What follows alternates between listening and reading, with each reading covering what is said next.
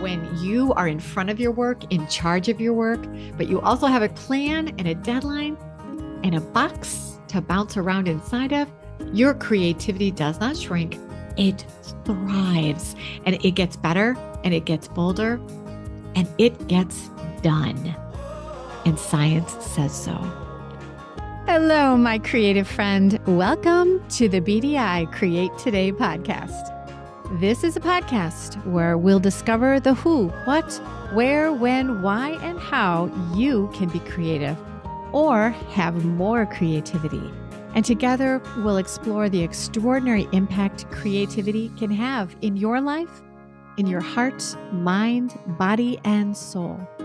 And if we haven't met yet, I am Beth Buffington, a licensed artist, digital illustration instructor, and a creative coach living just outside of the windy city of Chicago, Illinois.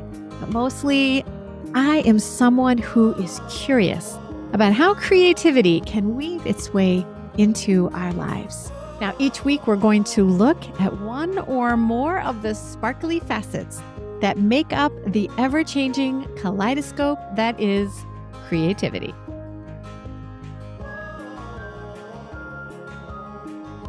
Hello, my friend. Welcome back to another episode of Create Today with Beth Buffington. I am so glad you are here to discuss creative wellness and how your creative wellness can make you happier and healthier in heart, mind, body, and soul. Today, we are going to start our discussion with a really super odd question. So I'm going to ask it, and then I want you to hang on with me while I explain why I asked you this. So here's the question. Do you know where your horse is? Now, before you start looking out your window to see if maybe there's a horse out there, or you totally tuned me out because you're like, what the heck, Beth? I don't have a horse. I live in the city. I am not talking about a four-legged animal in a stable. Although if you have one of those, please say hello to them for me. I absolutely love horses. But today, I'm not talking about a real horse. No, I'm talking about a proverbial horse, and it's a metaphor. And in this metaphor, the horse equals you. You are the horse in this scenario. So anytime I mention the word horse, think of yourself. Now, have you heard the saying, don't put the cart before the horse? In this story, like I said, the horse is you and the cart, that's your project. That's your creation. That's your goal. That's your dream. That is whatever you've gotten up today to do. So where is your horse? Are you in front of your cart or are you behind your cart? Now, in the past, when I've asked this question, do you know where your horse is? Inside my workshops and my masterminds, to the creatives who come to chat with me, there's always been this long pause as folks think to themselves, oh, what does she mean by horse? And then they think, once they find out what I mean, they say, holy cow. There's so many animal references in this episode. But holy cow, where in the heck is my freaking horse? And then I'll hear someone laugh because they've just realized they either have absolutely no idea, or I start getting answers like, my horse is buried somewhere under 17 open browser tabs. My horse has fallen down every AI rabbit hole I have run into lately. Honestly, Beth, my horse is standing in the middle of a field surrounded by 43 half-finished projects, and the horse is completely frozen. Or my horse is running wild. I have no idea where it's going or how to control them. And we all laugh because metaphors are great and they make life funny and it makes life feel lighter. But we also laugh because realizing where our horse is can be sometimes a little painful. It can be eye-opening, and it makes us think about some hard stuff. So today we're going to talk about where your horse is, and more importantly, how to get control of your beautiful equestrian self and position yourself in the driver's seat. I'm mixing my metaphors here, but it's my podcast. I get to. At any rate, Let's find your horse and put it where it can work most efficiently. Okay, let's set this scene so it's a little bit more understandable about this horse and cart idea. So, if you are or you are not a horse fan, you're going to understand that this metaphor isn't vague. So, you have a cart, and the cart is your project. It's your creative work, your business, your big idea, whatever it is you're trying to make happen and move forward in the world. And you are the horse. The horse equals the creative, right? That's you. And you are creative, whether you're someone who is making actual art or you're someone whose creativity is being put into spreadsheets or blueprints or whatever your job or career or goal or dream is. Whatever you do, if you're going to do it well, you have to be creative. So, my friend, the horse equals the creative, and that is you. You're the one who is pulling the cart, taking it safely to its destination. And in this scenario, the horse, you, is the one with the vision, the energy, the direction to pull the cart successfully to where it needs to go. Now, ask any engineer, a horse and a cart, it will work best if the horse is in front and the cart is behind. When the horse is in the front, it can see the road ahead. The horse makes choices about the direction. The horse sets the pace, and the horse steers around potholes and detours and such. And think about it. When you're in control, that's a pretty good feeling. And when you are in front of your work, when you are leading it and making the choices, deciding on the pace and the place, there is clarity that comes with that. It gives you a sense of purpose. You know where you're going, and the cart follows. You deliver the project with I meant to do that sense of feeling. But here's what happens to so many creatives. The cart ends up in front of the horse, and you're suddenly not in charge, and you can't see where you're going as well. The pace is determined by how many corrections you need to make because you can't steer and you can't see where you're going. And because you can't make choices clearly, you tend to overthink a lot. Maybe the demands of the project, the deadlines, the client, the expectations, judgments from others got so big that they started pushing you. And at this point, no one knows who's driving the cart. Every decision feels harder than it should, and you're working so much harder than you need to. So back to my question for you today. Where is your horse? Are you leading your creative work? Or is your creative work dragging you? Let's talk about how to take control of your horse and your cart and the direction these two things are going. So I want to bring up something that we've talked about before on the podcast, something that seems deceptively simple, and that is thinking about what you're thinking about. Now, we can geek out and call this your meta awareness. But basically, thinking about what you're thinking about, well, that's the ability to step back before you create a single thing and take a look at the space inside your head. What is actually going on in there right now? What ideas are swirling about? What are you chasing? What is taking up space that maybe doesn't need to have that amount of space? And here's the thing. Most of us skip this step. And mostly it's because we don't even know that this is a step we're skipping.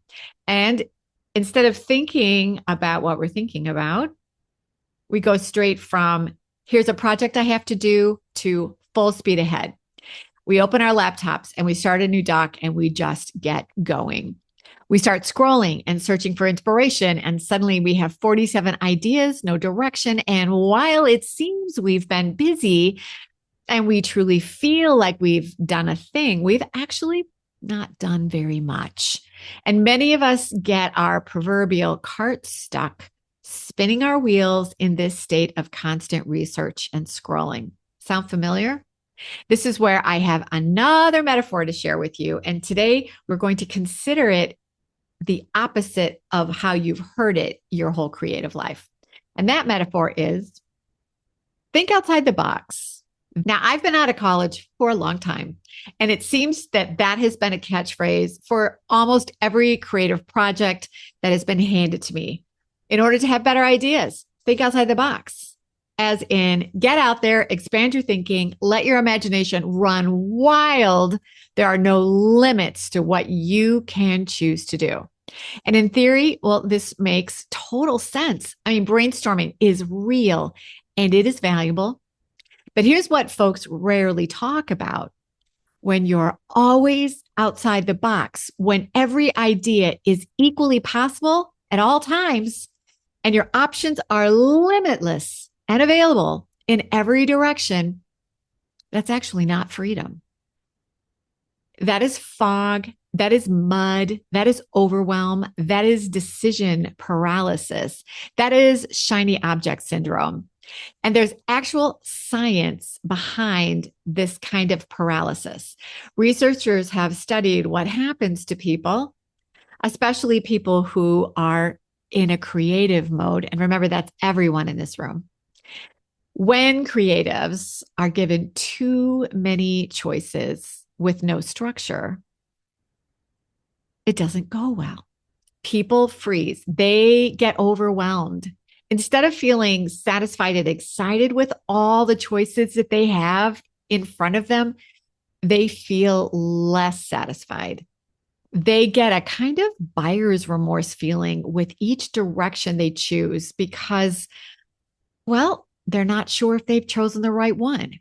And enter shiny object syndrome, right? Barry Schwartz literally wrote a book called The Paradox of Choice. And the research here is clear. Unlimited options produce anxiety, not creativity. And in today's world, whoa, this has gotten so much harder because now, in addition to all our own ideas, we have the internet, we have AI tools handing us 17 more ideas. We have YouTube showing us one more related video. We have every company and every store telling us other customers have also bought / researched / watched / listened to all of these other ideas. The choices we have to make are endless, and we hop down one rabbit hole and come up for air an hour later, wondering how we got where we are and what we were originally trying to do. And when this is happening, you're not driving. You're not even kind of steering. The cart is very much in front of your horse. So what do? We build a beautiful box that becomes your cart that you, the gorgeous thoroughbred horse that you are, is magnificently pulling to your chosen cart destination. So let's talk about the box cart that you need to build. Here is the framework that I want you to sit with today. When you are outside of the proverbial box, think outside the box. And you have no limits, no structure, no direction. Your creativity doesn't actually thrive, even though you think it should, because you're a wild and free creative being, and you believe that you are happiest when you are running free-spirited to every dream you have ever dreamed, right? Now, here's what really happens. Your ideas, they spin. Your mind chases multiple shiny objects, maybe this, maybe that, maybe this. And you start 17 projects and have goals to finish them. But when? Someday. And here's the thing. When you create a well-defined, beautiful space in which to run free inside the space that you've set up, let's think of it as your cart. I mean, think of the cart Cinderella took to the ball. I mean, that was gorgeous. It was a pretty nice space to feel creative in, right? Don't you think? And then inside this beautiful cart that you have created, that you feel inspired to be inside, you get to work being super creative. And this will make you amazing.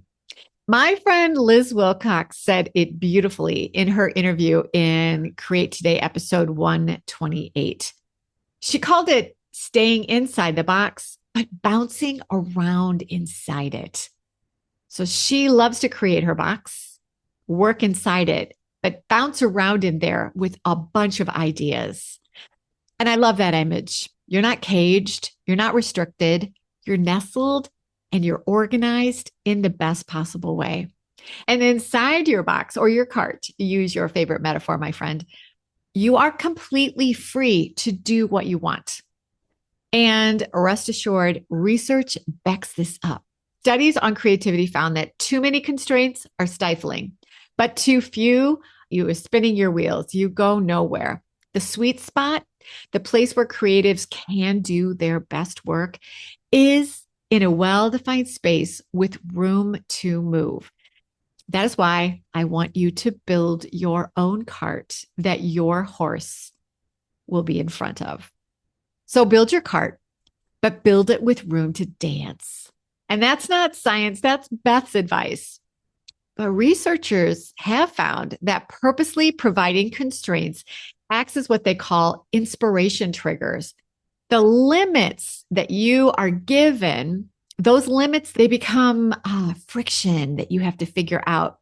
And think about it. You can't light a match without a little friction. And you want to set something on fire, right? But you cannot light a match without a little friction.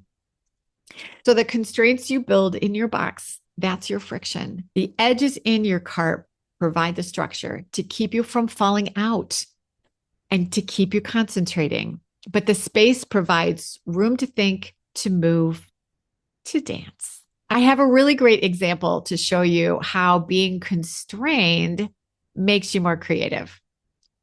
Dr. Seuss and his amazing book, Green Eggs and Ham. I mean, that is just a treasure for children's literature. Well, his editor made Dr. Seuss a bet, $50, that he couldn't write an entertaining children's book using only 50 words or fewer. I mean, talk about building a box, right? That's a pretty small box. His editor thought this is going to be an easy way for me to make a little money. But Dr. Seuss took on this bet and he wrote Green Eggs and Ham using exactly 50 words. And he won the bet. And that little wager of constraints of 50 words produced one of the best-selling children's books of all time.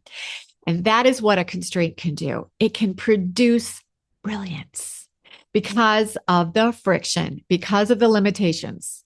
So the cart or your box, whatever metaphor you want to use, that's your friction. That's your parameters. It's not your enemy. And it becomes a map of how you're going to get from A to destination. Or even better, your box is your creative brief. Now, let's take a moment to pause for a word from our sponsor. And today's sponsor, well, that would be me. If today's conversation is making you think, I need to learn more about using my creativity as a tool to help me think about what I'm thinking about, let's talk about how you can learn more about your creative wellness. First and foremost, come and join my email list. That is where I share regular encouragement and creative ideas to help you use your creativity as an indispensable tool in your life for your health, your happiness, and your success. And if you're ready to meet with me in person, come and join me inside the Create Today membership. Here, you're going to mingle with a community of creatives who understand exactly what you are going through. And you'll explore my unique framework to help you make changes in your life that will help you move forward with your inspiration, your goals, and your success. And if you need something that looks specifically at your creative life, your challenges, and your goals in a personal way, that is what my one-to-one coaching is for. We'll take everything we talk about on the podcast, in my membership, and we look to see how it applies uniquely to your creative needs. So choose what's right for your needs today. Go to www.bdi-create.today. And you'll find all the links you need to create today with me in the show notes. Okay, let's talk about how to actually build your beautiful cart. So here's the part where we're going to roll up our sleeves and we're going to do stuff. I have 6 steps for you to use as well, like we mentioned early, use as your creative brief. The steps in this creative brief will help you understand what you need to do in order to build your cart or your box. And a creative brief is important to have, even if you're the only person who will ever see it. These steps work for team leaders, for solopreneurs, for entrepreneurs, for any sort of freelance or creative work. And I'm talking creative work from spreadsheets to blueprints to illustration. So let's get to it. This is how you put your horse back in front of your cart and then give it somewhere to go. So step 1, define the one outcome. And this is your what. Just one outcome, not 3, not a list of goals, one ending goal. What is this project actually supposed to do? Write it in a single sentence. If you cannot do that yet, you're not ready to start work. And that's okay. This is a useful bit of information to know about how you're going to pull your cart to its destination. So sit with this thought of one sentence, one goal, until that one clear direction becomes apparent. Step number 2, set your audience boundary. And this is your who. Who is this for? And the answer is not everyone who might be interested. You want one type of person, a reader, a listener, a customer, and name that person. Give them a name. When every creative decision gets filtered through, what would Samantha think? Will they connect with my idea, with this direction? When you can picture your person and understand that single audience better, the fog starts to lift and the direction becomes clear. Number 3, plan your schedule backwards. So you're going to start at your deadline. You're going to start at the end point. What exactly is the goal? And then when is it due? And then work your way back to this very day. So what has to happen the day before your deadline, the week before your deadline, 2 weeks before, a month before, and think about all those blocks of time and what needs to be accomplished and break it down into little pieces. So this is not about pressure. I mean, you don't want to be thinking, oh my gosh, I have so much to do. This is not about pressure. In fact, it's a way to release some of the pressure. It's about making the path visible and understandable, and most importantly, doable. So when creatives freeze, it's often because the path from here to done looks like one giant leap. So when you're doing backwards planning, that turns that leap into steps and easy steps, baby steps. And that opens the door to more creativity. It also will let you know if what you're planning is doable. Step number 4, give yourself a deadline that has teeth. See, this is the friction. This is the sides of your box, the parameters that keep you organized. A soft deadline is this year I will write my book, or this month I will finish my website. That's not a deadline. That's a suggestion. And my friend, it should come as no surprise that creative brains, especially ones that love shiny objects, well, they'll ignore a suggestion, no matter the good intentions that are tacked onto it. And science tells us that the right amount of deadline pressure creates that all important creative flow. Remember, we cannot light a match without having something to strike against it. Build those parameters. Tell yourself you have a deadline. Make a goal that has some teeth. So, like I said, science tells us that the right amount of deadline pressure creates that all important creative flow. That's that beautiful, engaged, time flies state of being where your best work happens. Step number 5, write your one-page creative brief.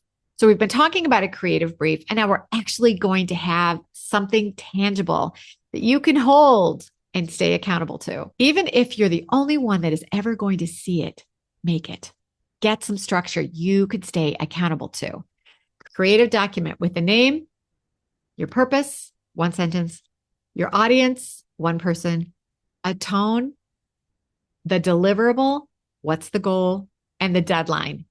And that's your friction. This is the physical version, this creative brief, this page that you're holding. It's the physical version of everything we've been talking about with our metaphor.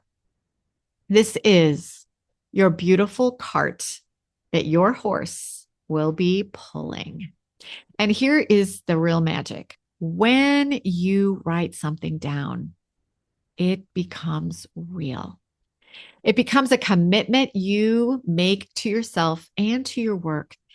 And it also is your permission slip that says, this is a priority.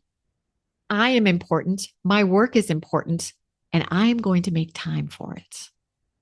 So step number 6, keep a tomorrow list for all those shiny objects. Because let's be honest, just because you've built a box or a cart and you're going to be working inside that cart with those parameters and the friction, those new ideas are not going to stop coming. Those bright and shiny things will keep popping up in your path. Your brain is supposed to generate ideas, and it will. You can't turn that off entirely, nor do you want to. And that is the delicious part about being a creative, is that ideas keep happening. But here's what's important. When something new pops up that's not part of your current plan, your current creative brief, you're going to put it into your tomorrow list. We're going to take these cool ideas, we're going to put them into a corral that we're just going to close the gate on. So it's our tomorrow corral, our tomorrow list. We're going to honor it, but we're going to park it inside that corral.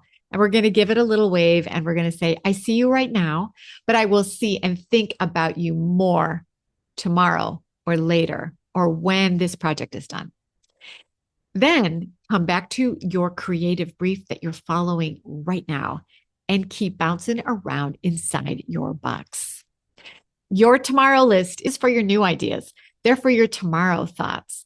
They are your containment system for anything that is outside of your beautiful cart that you are pulling to your destination. Now, if you've been hanging around Create Today for a while, especially in the last 4 or 5, 6 weeks, you have learned about my going FourWords framework. And I want to show you how perfectly knowing where your horse is connects inside my framework. If you haven't heard these episodes yet, I'll link all 4 in the show notes. And I encourage you to go back and listen or re-listen. But here's a quick map of how today's episode fits inside the Going FourWords framework.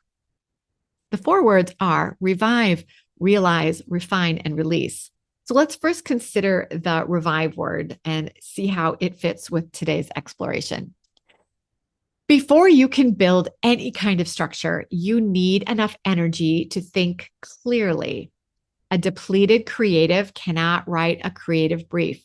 They can barely find their horse, and I'll bet you that horse is hungry.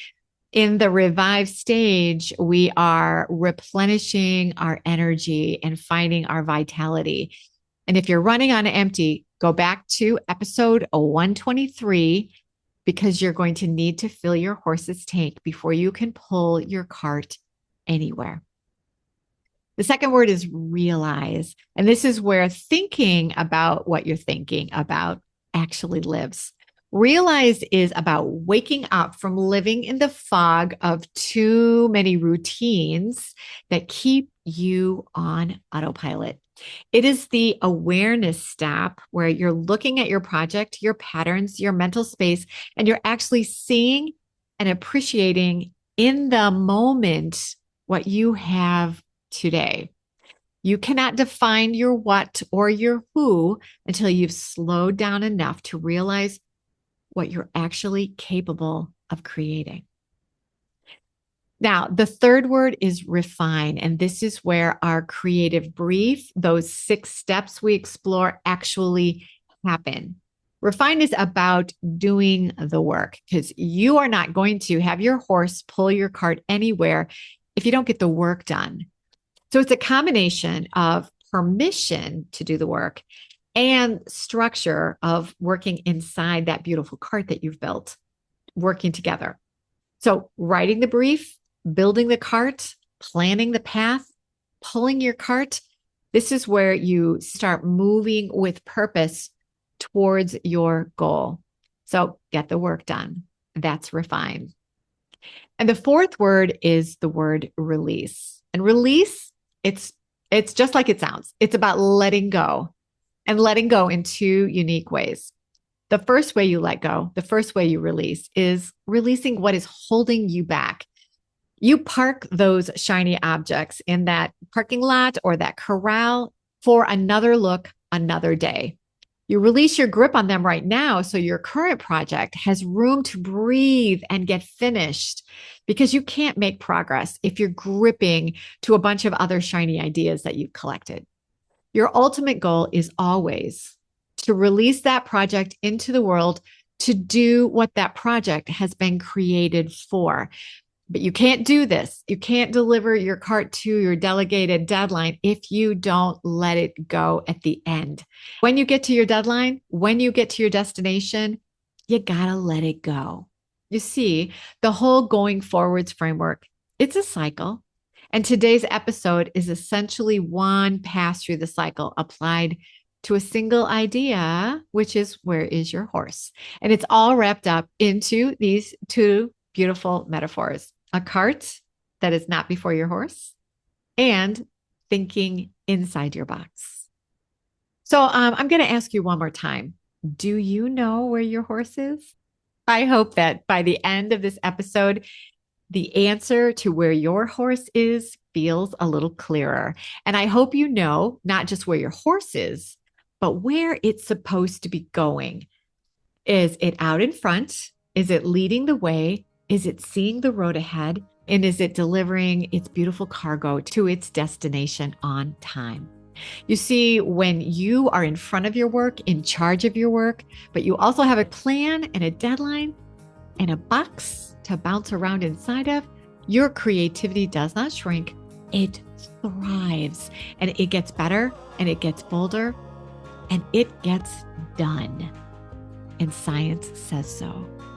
And getting stuff done, my friend, it feels really, really good. Now, if this episode helped you today, I would love it if you would subscribe to the Create Today podcast, wherever you're listening or wherever you're watching. And if you know someone who might not know where their proverbial horse is right now, share this episode with them. It might be exactly what they need today.